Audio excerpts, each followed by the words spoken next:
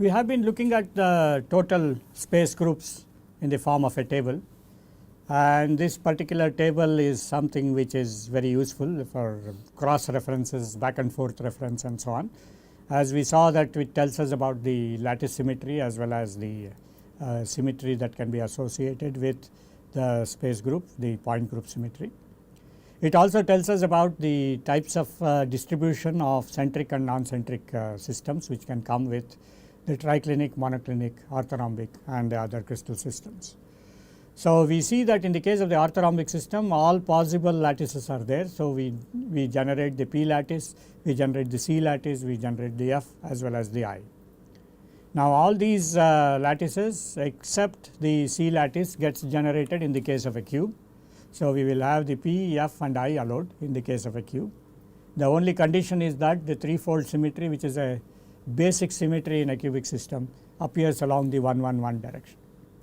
In case of the tetragonal system, there is only possibility of primitive as well as the body centered, and we see that 4 by m is the one in which we will have the center of symmetry getting in, and also in the case of 4 by m center of symmetry space groups get coming.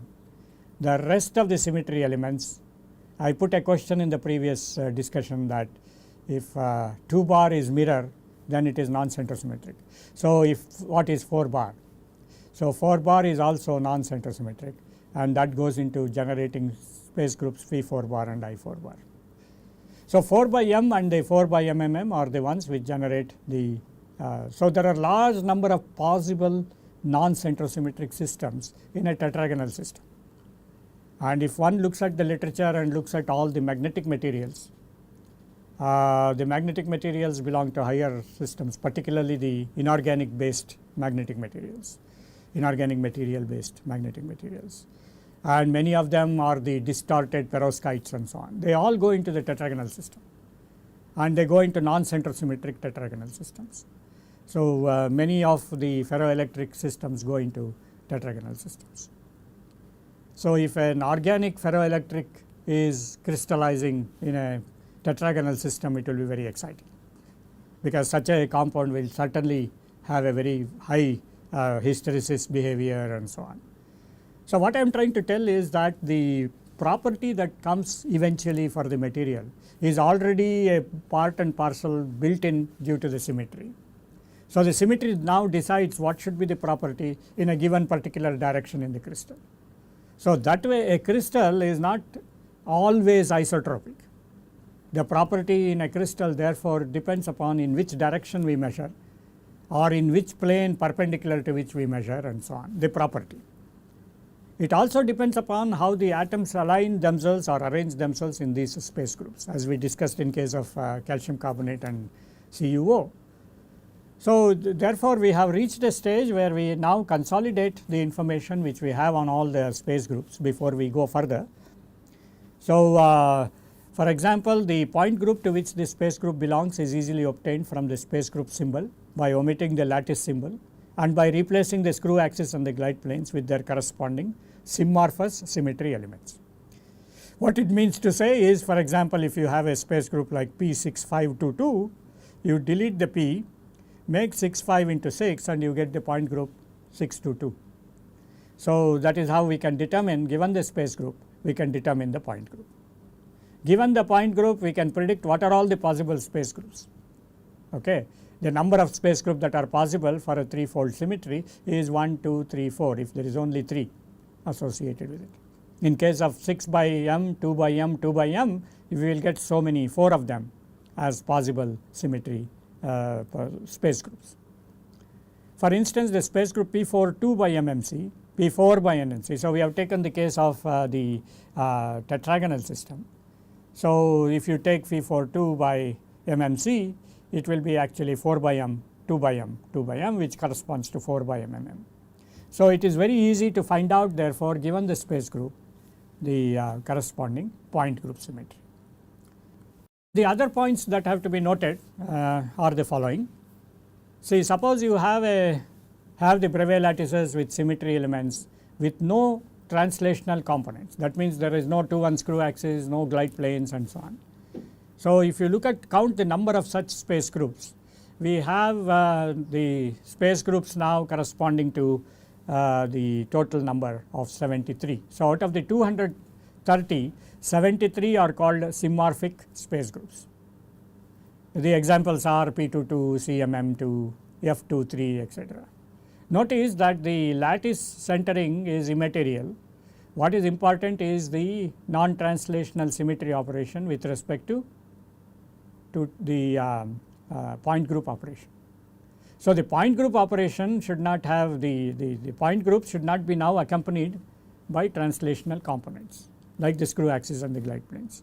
But as far as the lattice nature is concerned, we can have all the possible lattices. So, if we count all of them out of the 230, we get 73 of them, and these are called symmorphic space groups.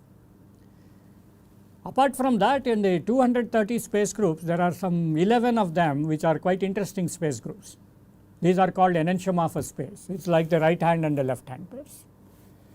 For example, if you take P31, the 3-1 axis in the case of 3-1, the translations are 1/3, 2/3 and full to get the P31 operation. For the P32 operation, it is 2/3 and then it is 1/3 in the next unit cell, which can be brought back to the previous unit cell. So, the handedness, if the first one is considered right handed, the second one will be left handed. So, that is why they are referred to as enantiomorphous pairs. So, we have these many space groups which are enantiomorphous pairs, and what happens in these cases of enantiomorphous pairs is very interesting when we deal with optically active molecules. So, when optically active molecules crystallize, let us say there are 2 isomers, the first isomer, which we will call as positive, can crystallize in one of the enantiomorphous space group, then the opposite number will crystallize in the other case. We still do not know whether to identify the plus with the clockwise rotation or minus with the anticlockwise direction, but that is something we will be able to determine by making use of a technique which is very specially associated with X-ray diffraction, and that technique is known as anomalous dispersion. I do not know whether we will have time to cover that aspect in this course. It is very advanced methodology, but maybe we will mention it in the passing towards the later part of the class. So, therefore, it is possible by X-ray diffraction therefore to determine the absolute configuration. See, this is if the plus isomer is in one form and the minus isomer in the other form, in principle we are now looking at the absolute configuration of the given material, whether it is levorotatory or dextrorotatory, or whether it is R or S molecule. And we can also point out this is R molecule and this is S molecule if we do anomalous dispersion, and that is how that technique becomes extremely useful, particularly in case of compounds which can crystallize both in R and S forms. The isolation of R and S by crystallization methodology can be accounted for. Biological molecules, these are also very exciting because there are more and more accumulation of very large molecules. People are now looking at protein-protein interactions, people are looking at protein-steroid interactions and so on. So, these molecules are enantiomorphous. It does not mean that they will go only into these 11 enantiomorphous pairs. They will of course go into only crystal systems and space groups which have no inversion centers or mirror planes. There are 65 of them.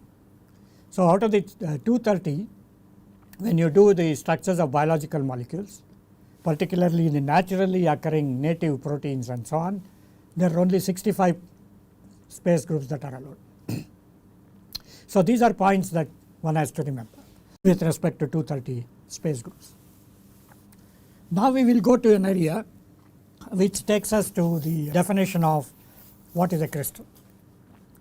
You may be wondering, we have been discussing what is a crystal so far, and now I am saying again what is a crystal. The reason why we again go back and ask a question like this is to see that we have 7 crystal systems. They are decided by the nature of A, B and C and the interaxial angles. We have also said that there are atoms inside this. The point group symmetry and the space group symmetry will tell us how many atoms are there inside this unit cell, for example. So, there may be, depending upon the restrictions we put on each of these crystal systems, the number of molecules inside the unit cell will change. We can have one type of molecule, we can have 2 types of molecules, we can have n types of molecules in a triclinic system, still with Z is equal to 1. That means the entire assembly of all these molecules need not have any symmetry. Still the crystal may crystallize in a triclinic system, and therefore it is a crystal. So, if you want to determine the structure of it, we have to determine the positions of every one of those atoms. So, in a monoclinic system there is a minimum 2-fold symmetry. We can have any number of molecules, any number of atoms, any number of different kinds of molecules, different kinds of atoms. So, that is what is meant by a crystal. The crystal now consists of the distribution of atoms, and when we talk about distribution of atoms, we talk about actually the way in which electron density distributes itself to various atom sites. So, now comes the very idea of an atom. An atom we always identify with respect to a sphere. That means in the sphere we put certain amount of, we have the nucleus, we have the electrons surrounding it and so on. But essentially we characterize it by the number of electrons which it carries, the system carries, and that is done in terms of what we call as atomic number.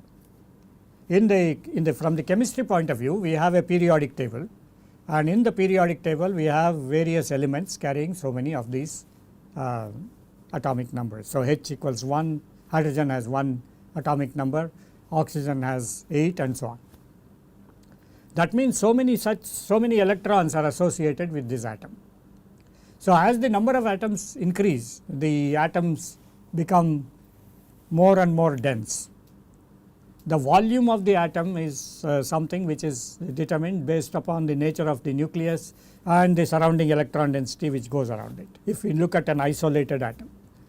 But in a crystal we do not have an isolated atom, we have connected atoms, and these atoms therefore are bonded to each other. So, that means there is a certain amount of electron density which goes from the atom to the next atom. The atom electron density is shared. There is a lot of theory which has been developed over the years which talks about these bonding features. It defines various kinds of bonds, and therefore the density is shared between these atoms. But for our practical purpose of looking at the structure determination, and also eventually, as you will see when we do X-ray diffraction, we are going to assume that these atoms are like billiard balls. They cannot be deformed. So, when we have a carbon, we associate 6 electrons with a carbon, 8 electrons with a oxygen and so on, and with hydrogen there is only 1 electron. We also know that these electrons are bound to the nucleus. So, we have a central nucleus and the atoms are bound to that, except for the case of hydrogen there is no core. We call that as the core. The electrons that are distributed in various levels, and we know by atomic theory how these electrons get distributed into various shells. We have the K shell, we have the L shell, we have the M shell, we have the N shell and so on. So, these atoms therefore go and sit inside this box in wherever they feel like, depending upon the nature of bonding and the symmetry that controls where they should sit. We have so far seen the symmetry that controls where they should sit with respect to the space groups. We have the 230 ways in which the atoms can arrange themselves. But it does not tell us what kind of atoms can arrange in what way. And since we have a choice of very many atoms in the periodic table, more than 100, and the way in which they can bond to each other is also different from each other. For example, we have the ionic species which can form ionic bonds, we have covalent bonds, we have metallic bonds, we have different kinds of bonds. So, all these can occur inside the crystal, and that is the one which gives the property of that material. And therefore, we have to see how this electron density is distributed inside the box. So, effectively we have to take the box and dissect the box. We have to cut the box into different sizes and different shapes or whatever, and then look at the individual pieces. So effectively, if you want to see what is the inside a box, suppose you get a present, Christmas is going on now. So suppose you get a Christmas present which is in a box. What you do? You open the box. Open the box, remove all the packing material, and eventually you find the object which you want to find. Now can we open a crystal and see like that? Obviously not. And can we see the atoms? We cannot see atoms because the atoms are of the size which will not allow us to use this light with which we see things. We can see only objects which are of certain dimensions, and it so happens that atoms do not fall into these dimensions. They are much smaller. Say for example, we can see an elephant very easily, but we may not see an ant moving on the surface of the back of the elephant, because that is very small. So we can use a lens and go to near the elephant, and then we look at the back of the elephant and focus the lens so that we will see the ant on the back of the elephant. So in order to see objects, therefore we need lens. Now this lens is the one which makes large objects small objects to become large. So in laboratory, for example, one uses microscopes. So you can use a microscope to see what is there inside the crystal. Now if you use a microscope to see what is there in the crystal, again the microscope uses light. Now the crystals are of the dimension of 1 angstrom, and so we should be able to see what we want to see in the dimension of 1 angstrom, not in the dimension of 5000 odd angstroms which the light is made up of. As you all know that we have the wave particle duality. We initially, in the case of Newtonian laws, we study the light as though it is made up of particles, and then the wave theory brings in the quantum mechanics where we study this in terms as waves. So we then talk about matter waves and things like that. So it is not the intention of bringing in quantum mechanical aspects here, except to say that if we want to see the atom, we should use a probe, because we cannot just cut the crystal and destroy it. We do not want to have the crystal destroyed, but still determine the structure of the molecule inside the crystal. So if you want to do that, we need a probe. Now whenever we want to probe something, we need a lens, as I already mentioned, and in order to use the lens we need the light. So what is the light which corresponds to the size of an atom? If we look at the electromagnetic spectrum and examine the electromagnetic spectrum carefully, the light which can be of the 1 angstrom size corresponds to X-rays. So X-rays therefore are the radiation which have the wavelength of nearly 1 angstrom. It could be 10 angstroms, something like that, in the range of 1 to 100 angstroms, or in the range of 0.5 to 100 angstroms. So one can use therefore the X radiation in order to see what is there inside. So we send the X radiation into the crystal. Now when we send the X radiation into the crystal, the X radiation are coming from a rarer medium and entering a denser medium, and then they are emerging out again back into the rarer medium. Okay, so there is a little bit of physics which we have to learn here in order to understand the process, and that process is the fact that process is called scattering. So we send in the light, it happens in light scattering. We will study the way in which light scattering occurs and the way in which the scattering can be reconstructed into the image of the object inside. So these examples will tell us that we need a probe, and therefore in this particular next set of lectures we will look at X-rays as the probes, which will look into inside the crystal. When they look inside the crystal, for example, let us say we had the power or the vision of X-rays. Suppose I have a X-ray vision, okay, then I can see inside the crystal, and if I see inside the crystal, I will see the individual atoms, I will see how they are connected to the various molecules, I will see the presence of symmetry, and I will see how the 2-1 screw axis is relating one molecule to the other, if there is a 2-1 screw axis inside.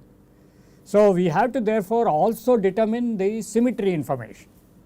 So we not only have to determine what scattering is coming out and so on, we also need to understand the symmetry that is contained inside the crystal. So, to understand what is there contained inside the crystal, we need the diffraction experiment done. I am using the words like scattering, diffraction very freely today, but all these will have to be defined in a proper physics manner, so that we know the physics behind the whole thing, and that will form the next few lectures as we come along. So, what we do today is that we have the 7 crystal systems. So, how do we look into the 7 crystal systems? One of the ways to look into the 7 crystal systems is to do the job of a surgeon. So, if there is a surgical blade which can cut the crystal to atomic sizes, then we can cut the crystal and see where the atoms are, and then find out which atom is what. For example, oxygen, carbon, nitrogen, bromine. So, if we have a surgical knife which will allow for us to cut at 1 angstrom level, then we can take the crystal and cut it. So, what I will do is, towards the end of this section, I will bring in the discussion on how we can cut it. One of the easiest ways in which to understand that is to see the loaf of a bread. So, you have a bread loaf here, and this bread loaf which you normally buy in a bakery, you see that you have the unit cell here. You start from this as the origin, you have a direction, you have a B direction, and you have the inside C direction. So, it is a 3-dimensional box. It is in fact, if the bread you buy in the shops is orthorhombic, sometimes it is tetragonal also, but most often than not it is orthorhombic, because somehow orthorhombic is the one which has attracted the attention of many bakers in earlier days. I do not know why, but it is orthorhombic. It can have different shapes, as I have shown here. It can have a shape like this. It does not matter which shape the bread slice is. So, we have therefore a unit cell, and now we say this is 0 0 0, then this will be 1 unit along A direction. So, this will be the position of the coordinate 1 0 0. Then we have 0 0 1 and 1 1 0, all 3, I mean the x, y and z directions. We can also now take the diagonal along this direction, and we will see now that that direction is 1 1 1. So, in the next set of discussions, we will discuss how the crystallographic planes come up and how the crystallographic directions come up. So, what we see here in the case of a loaf of bread is that the loaf of bread is 1 unit here. Suppose I cut this at half the position, you can slice it whichever way you want. You can slice it along the 1 1 1 direction, then you will get a nice triangular piece. If you cut it along this direction, you will get pieces along the A direction. If you cut it like that, you will get it along the B direction, and if you cut it the third direction, you will get the C direction. So, if you cut it along the A direction and take the central piece, it will be half the distance of A. So, the coordinate of this point is 0 0 0, the coordinate of this point is 1 0 0, the coordinate of the half point is half 0 0. So, now let us say we cut this piece and take it out, then that particular piece will represent a plane. Because it is a 3-dimensional object, we take this plane out. Your bread slices which are like this here, which is shown here in this slide, are individual planes. So, they are a 2-dimensional object. So, this 2-dimensional plane at half the position we call it as 2 0 0. At 1/3 position we can call it as 3 0 0 and so on. So, these values of 1 0 0, 2 0 0, 3 0 0 now are given to the planes. So, when we say that we are looking at a 2 0 0 plane, that means we are looking at a plane which is at half distance along A, and that slice which comes out with B and C values being 0, and we call it as 2 0 0. This is also called the Miller indices. We will look at it in more detail when we discuss further on the way in which we can now cut the unit cell. So, when we say we cut the unit cell, in principle we are now trying to take out the individual planes and see what is there inside that individual plane. And if atoms and molecules and so on are distributed inside this unit cell, therefore, when we do this cutting operation and look at that particular slice, we should be able to see what is there in that slice. It could be a part of an atom, it could be an atom itself, or it could be several other parts of different atoms. So, how are we going to see it?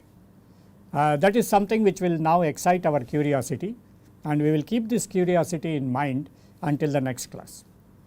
I want to show you one more thing. This is just something which is very patriotic to me. This is what do you think this is? You all think that this is the slice which has been taken out and placed on the plane of the projection, because you may see this is, let us say, the so called 200 plane. In fact, if that it is possible that it is a 200 plane, and wherever the atoms and molecules are, you will see these openings and holes and things like that. If you go to a Iyengar bakery, for example, and buy a special bread, the special bread will have all these additives. He will add cashew, he will add badam, he will add this raisins and so on. The way he makes the bread loaf is actually he makes the dough, and when he makes the dough he mixes all these ingredients. Let us consider these badam, then cashew and things like that as possible atoms, different kinds of atoms, depending upon whether we are adding badam or cashew or some other ingredient. Different kinds of things can be added. And now when we mix the dough, he does not know where they are, and then he puts it into the bakery and bakes this into the oven and bakes the bread. When the bread comes out, we do not know where these pieces have gone, and when we cut this slice, it may so happen we may cut a piece of cashew, we may cut a piece of badam and things like that.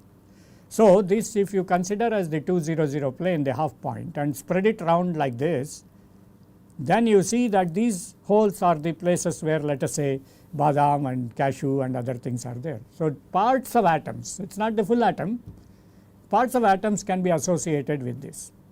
Now can we just look at it like this and see whether we can determine the structure? A big question mark. It may not be possible, because we do not know how many electrons are still associated with these little pieces. That only will tell us the nature of the atom. So what is in fact necessary therefore is to study all the planes and all the contents of the planes, put them together, integrate them and see what comes out. Now before we conclude for the this particular session, I will also tell you that this is not the picture of the slice of bread. This is in fact the first picture taken by our lunar probe sent by ISRO. So it so happens that I have some contacts with ISRO people, and one of them sent me this first picture, which was taken when our probe was about to crash land on the moon. So this is at a certain reasonably large distance from the moon, but you see this is the moon surface. Very interesting, the moon surface and a piece of bread loaf, bread slice, they look alike. What is important is that these holes and the way in which it is jagged shows the peaks and the valleys which are present on the surface of the moon. So this is in fact the picture surface of the moon taken from a closer distance from our lunar probe. I think we will close this at this moment. Okay.